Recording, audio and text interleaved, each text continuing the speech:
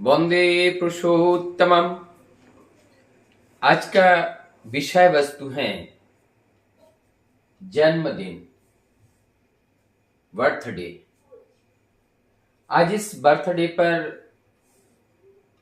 परम दयाल श्री ठाकुर जी के जो फिलोसॉफी है उसमें देखने का प्रयास करेंगे।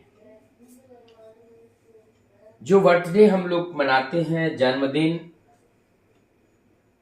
अगर इस जन्मदिन को बताया जाए कि ये जन्मदिन और एक दिन होता है मृत्यु दिन,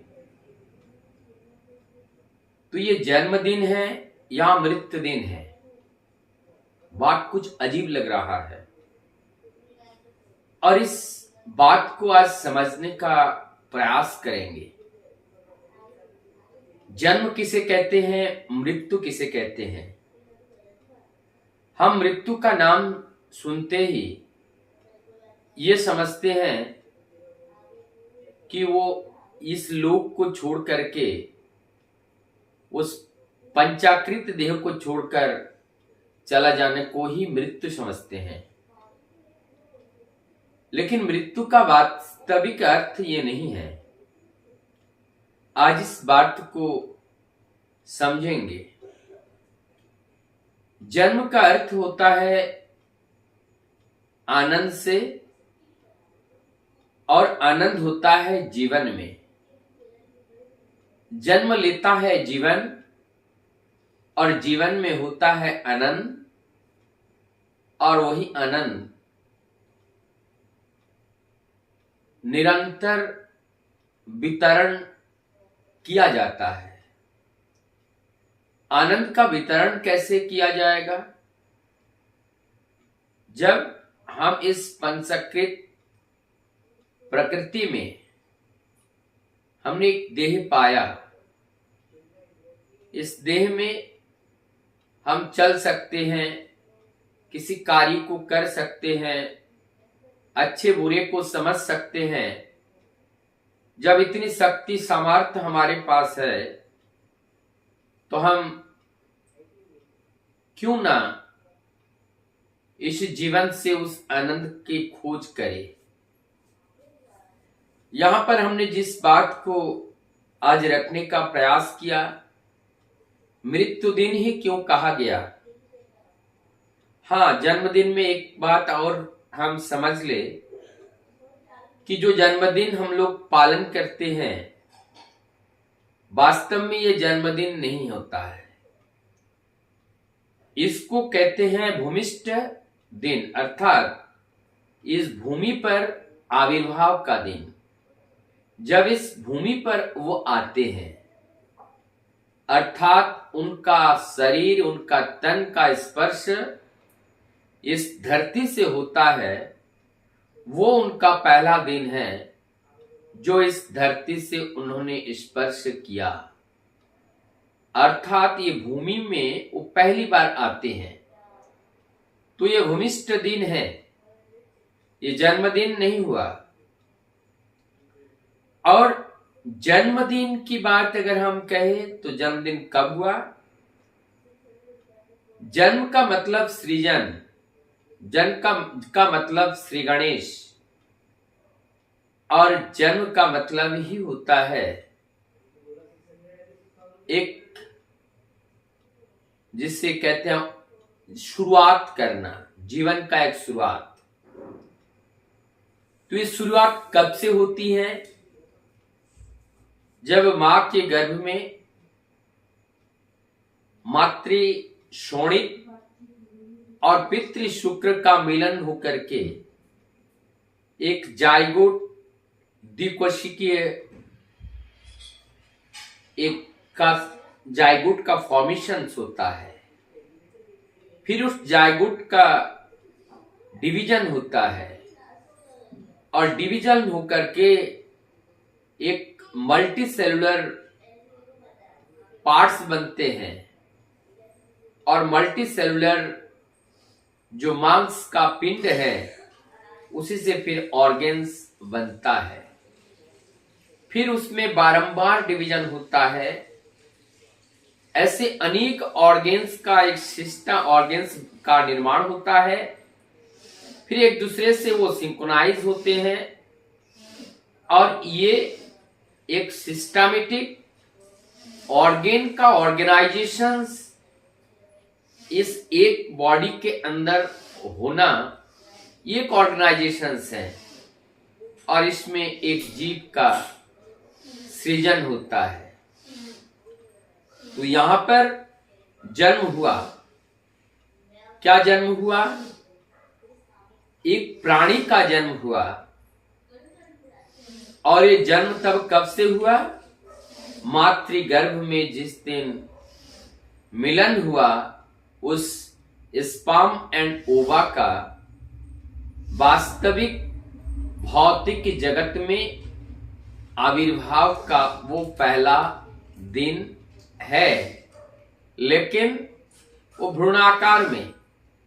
लेकिन अगर हम और कहे, इससे अगर और आगे जाएं, तो जिस दिन जन्म हुआ वही स्पर्म और जिस दिन जन्म हुआ वही अंडाणु शोणित।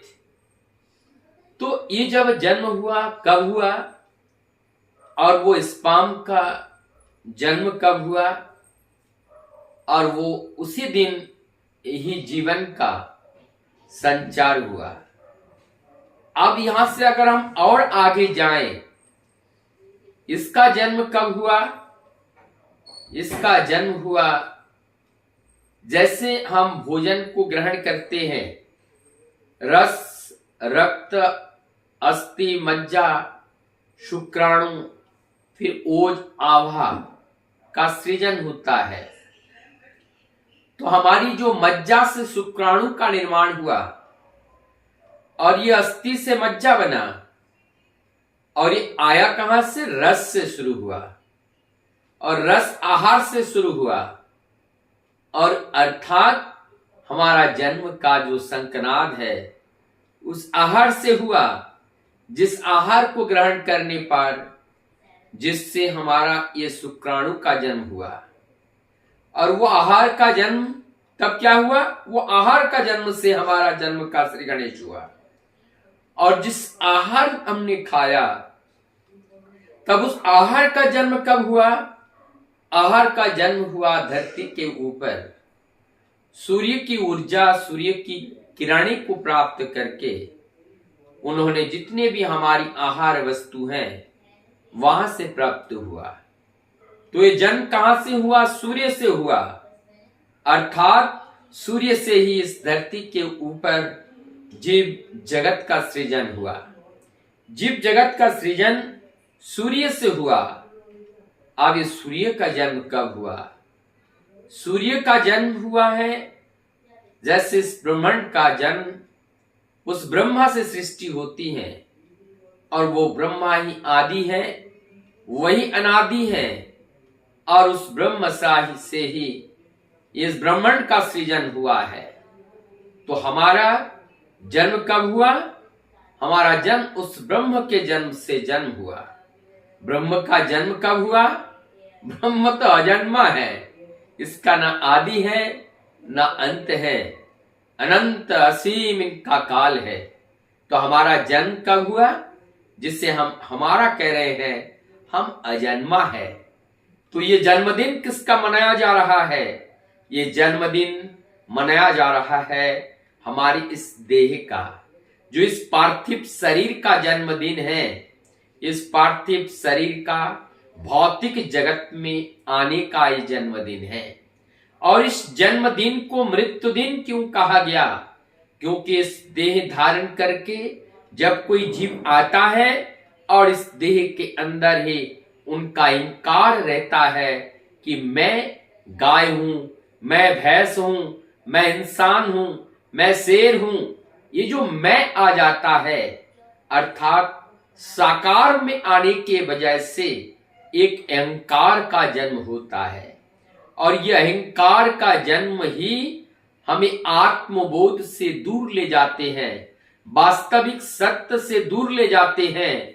और वास्तविक सत्य से जब हम दूर जाते हैं तब हम मृत्यु प्राय हो जाते हैं। और वास्तविक सत्य के जब हम निकट जाते हैं तब हमें जीवंत कहलाता है।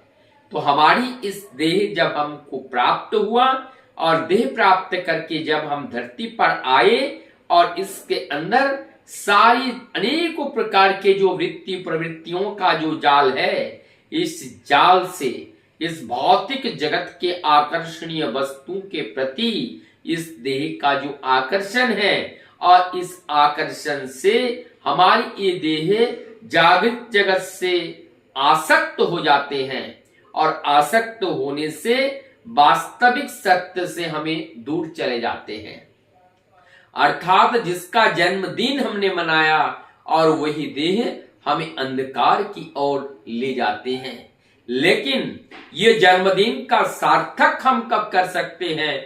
जन्मदिन का सार्थक तब होता है जब हम इस देह से हम प्रभु का कार्य करें, हमारी इंद्रिय से प्रभु के गुणागुण का श्रवण करें, दर्शन करें, चिंतन करें, विचरण करें, स्पर्श करें और इस पग से हम चल करके उनके द्वार तक जाए और इस हाथ से प्रभु के सेवा के कार्य में हम अपने को लगाएं और ये जो मुंह प्रभु ने दिया है इस मुंह से हम प्रभु का बखान करें। मस्तिष्क में जो चिंतन है, जो चेतना है, वो हम प्रभु के चिंतन में अपने को डुबो के रखें। इस तरह से सर्व इंद्रिय से जब हम उपभोग करते हैं तभी हमारा मानव जीवन सार्थक होते हैं। तो ये जन्मदिन सार्थक होता है। तो ये जन्मदिन को मरण दिन नहीं, ये जन्मदिन अमृतपम दिन में तब्दील हो जाता है। लेकिन वही इस अमृतमय दिन में तब्दील कर पाते हैं जो वास्तव में इस जन्मदिन का महत्व को समझ पाते हैं। जन्मदिन के महत्व को समझे बिना अगर जन्मदिन का हम अनुपालन करें, जन्मदिन का हम उपभोग करें तो हमारे जीवन में बहुत कुछ छूट जाएगा। आइए वास्तव में जन्मदिन को हम समझे, इनको मरण दिन में तब्दील ना करके इसमें अमृतपम जीवन के रूप में एक अमर दिन की तरह इनको सजोने